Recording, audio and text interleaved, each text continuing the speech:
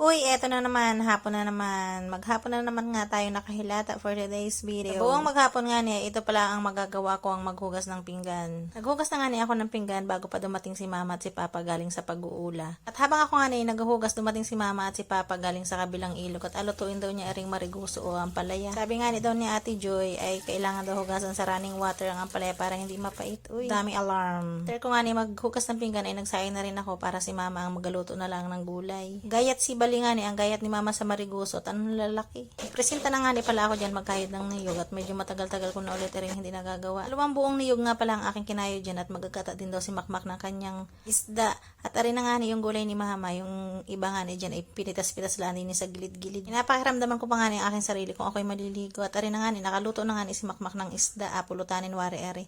At hindi ko nga ni namalayan na si mama pala ay nakaluto na at arin na gakain-kain na. At arin na nga ni nakaluto na nga ni si mama basta nga ni ginataan ay talagang sigurado taob na naman sa akin ang kaldero niya. Na nga niya na ilahok yung kalabasa kasi kulang na nga ni sa gata at naagaw na ni Makmak. At arin na nga ni nakain na ako kasama ko si Papa. Dini na nga ni kami kumain sa may TV.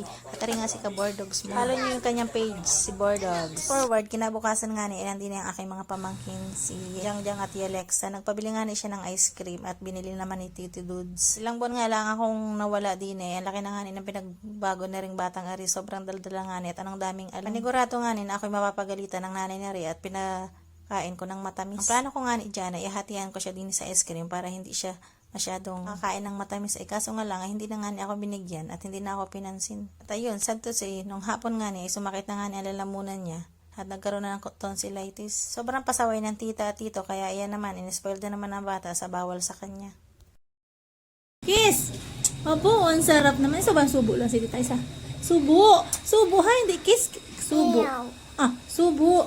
Damot!